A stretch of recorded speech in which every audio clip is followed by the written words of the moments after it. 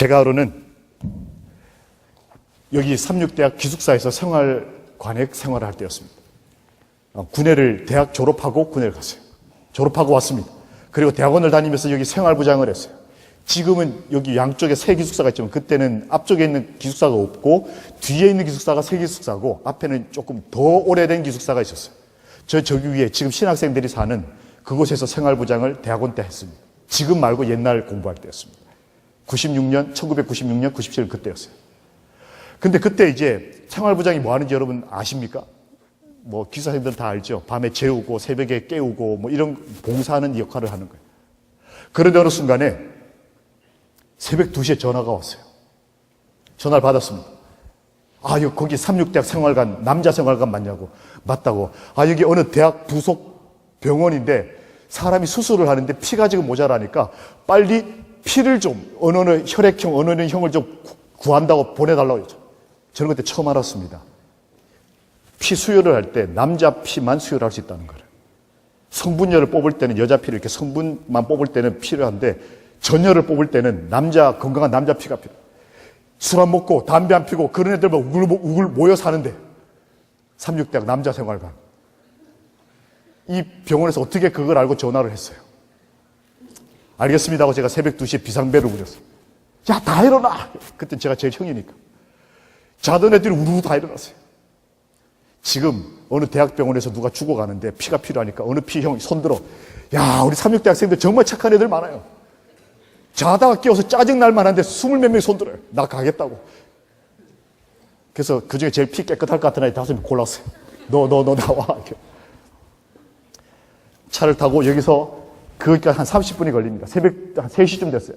한 20분 동안 쫙 죽으라고 갔습니다. 딱 병원 앞에 도착했더니 간호사가 뛰어나오더니 당신들 삼육대학에서 왔냐? 맞다. 저희들 막 끌고 뛰면서 체열실로 들어갔어요. 저희들 들어가면서 야, 우리 사람 살리러 왔지 않냐? 설명을 했어요. 산모가, 배가 부른 산모가 출산을 하는데 배 안에 쌍둥이가 있어요. 그런데 첫 애가 나오다가 엄마 골반에 걸렸어요. 하루가 지나면서 피아물이 다 빠져나가고 이 엄마가 죽어가는 겁니다. 그러니까 이제 수혈을 해야 되는 상황이 됐어요. 그래서 피를 찾아서 깨끗한 피, 새벽에. 그래서 우리한테 연락이 온 거예요. 너희들 이번에 완샷에 3명이다. 한 번 수혈에 3명 살릴 수 있으니까 우리 피 뽑으면서 우리 6명이서 탁 누워가지고 자, 찬미 부르자. 간호사님 다 놀래. 피 뽑으면서 찬미 막 부르고 기도하고. 여러분 이상해 보입니까? 그래도 우리 사람 살릴 수 있잖아요. 3명이나. 기쁜 마음으로 막 했어요. 피를 탁 뽑고 난 다음에 기분 좋게 나와서 이렇게 오는데 새벽 3시쯤 되니까 사람이 병원에 아무도 없습니다. 근데 그때 후배 하나가 형, 우리 그냥 가지 말고 저기 가서 기도 한번 해주고 가자. 그래서 이 수술실 앞으로 갔어요. 저희들 갔던 사람들이 같이 이렇게 기도를 하는데 거기 어떤 아저씨 한 명이 있는데 얼굴이 새카만. 그때 제가 봐서는 아저씨지만 지금 보니까 30대도 채 안 된 누구겠습니까? 그 애 아빠. 진짜 사람이 스트레스 받으면 얼굴이 새카매지란 말이에요. 얼굴이 새카맣게 해서 그래서 어쩔 줄을 몰라요. 형님, 우리 저분을 위해서 기도해 주자고. 그래, 그러자고 하면서 이제 6명이 그 새벽에 무릎 꿇고 기도를 했습니다. 그리고 기분 좋게 돌아왔어요. 오면서 룰루라고 차 타고 왔습니다. 도착해서 너희들 들어가자 하고 제 방에 딱 들어갔는데 다시 전화벨이 울리는 거예요. 그러더니 저기 생활부장님, 네, 아까 전화했던 간호사입니다. 네, 다시 5명 더요. 네. 하고 아까 봐뒀던 애를 5명을 깨우는데 이번에 비생배를 누리지 않고 봐뒀던 애를 깨우는데 기분이 이상한 거예요.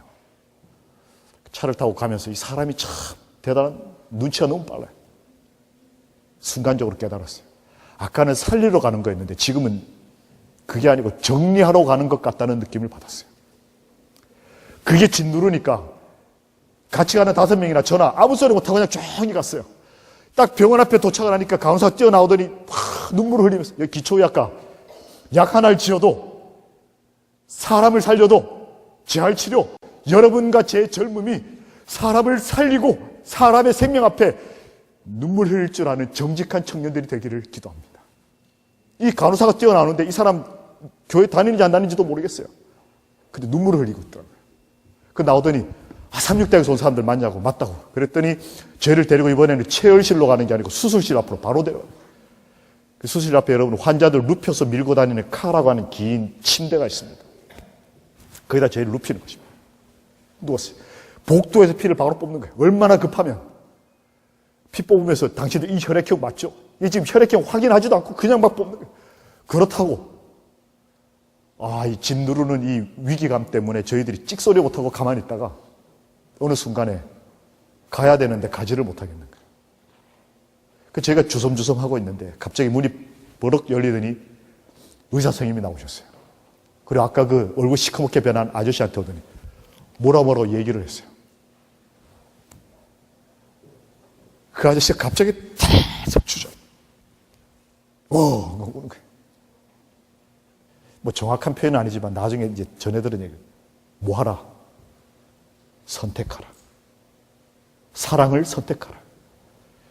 엄마를 살릴래? 애들을 살릴래? 도저히 안 되겠다. 그 대학병원 꽤 좋은 대학병원이에요. 그런데 우리가 최선을 다했는데 더 이상 안 되겠다. 선택해라. 죄가 이렇게 무서운 거예요. 여러분, 죄 아무것도 아닌 게 아닙니다. 그 죄가 사랑을 선택하게 하는데 선택 못 받은 사랑은 죽어야 돼요. 살로메는 죄가 얼마나 무서운지 미처 몰랐어요. 그래서 사람을 죽여서 다른 사람을 행복하게 하겠다고 선택을. 그러니까 이 아저씨가 이렇게 했더니 선택을 했어요. 의사 선생님이 들어갔습니다. 저희 6명이서 그게 너무 궁금한 거예요. 누굴 택했을까? 여러분 같으면 누굴 택하겠어요? 내 아내가 죽어간다면, 내 언니가 죽어간다면, 내 누나가 그 상태에서 죽어간다면 여러분 같으면 누굴 택하겠어요? 제가 궁금한데 물어볼 수가 없잖아요, 그 아저씨한테. 조금 있다가 간호사 한 명이 뛰어나오길래 선생님하고 잡았더니 엄마요! 하고 나갔어요. 엄마를 택한 겁니다. 이해가 됐어요. 애들이 아깝지만 엄마가 살아야 다시 기회가 있고 엄마가 죽고 애들만 살면 그 쌍둥이를 어떻게 하겠어요? 이해는 논리적으로 이해는 됐는데 젊은이로서 그때 저도 젊은이였어요. 27이었어요. 저도 젊은이고 같이 피 뽑으러 간 애들도 젊은이고 거기에 누워있는 여자도 제 나이 또래 젊은 여자친구였어요. 그런데 가슴이 터질 것 같은 거예요. 어떻게 이 세상의 죄가, 우리가 이렇게 쉽게 생각하는 이 죄가 사람을 이렇게 죽이고 살릴 수 있을까? 저 남편이 어떻게 애들을 부실 수가 있을까? 그 상황에서 엄마 살리려면 애 부셔야 돼요. 제 속이 너무 상해서 그냥 왔습니다. 그리고 빨리 잊어버리려고 기도를 했어요. 하나님 잊어버리게 해주세요 하고 잊어버렸어요. 그런데 어느 날 그 대학을 가면 정문 옆에 병원이에요. 근데 그게 대학로니까 거기 약속이 있어서 갔는데 저기 앞에서 그 아기 아빠가 걸어오는 겁니다. 제가 그분을 만나기 싫었어요. 옛날 기억이 너무 아파서. 그래서 가다가 피해야겠는데 발이 움직이질 않는 거예요. 긴장이 돼서. 꼼짝 못하고 이렇게 서 있는데 그분이 저를 발견했어요. 다가오더니 전도사님 고맙다고. 피를 나눠줘서 고맙다고. 고맙긴 뭐가 고마워. 애가 둘이나 부셔졌는데. 근데 이분이 이렇게 얘기하는 거예요. 얘들아 인사해라 그러는 거예요. 그 뒤를 딱 봤더니 할머니가 쌍둥이 아이를 둘 딱 안고 와서 인사를 시키는 요만한 애를. 선생님 애들 그럼 엄마는 이렇게 물었더니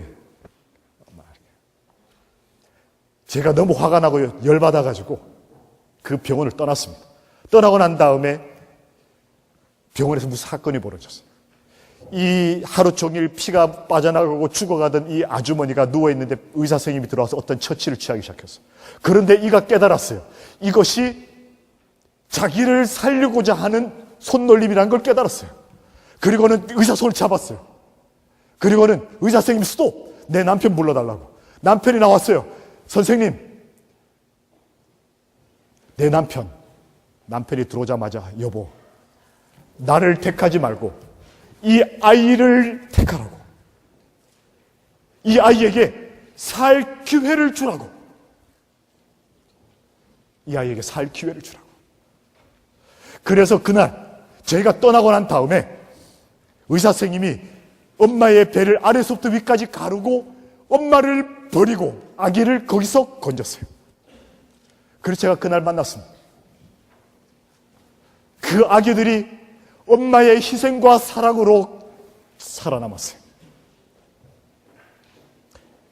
침례 요한이 자신의 희생을 통해 우리 모두를 구원할 예수님을 바라보게 했던 것처럼 그 예수님이 자기의 목숨을 바쳐서 여러분과 저에게 살 기회를 주셨던 것처럼 이 아이 엄마도 그렇게 자기 인생을 구별했어요.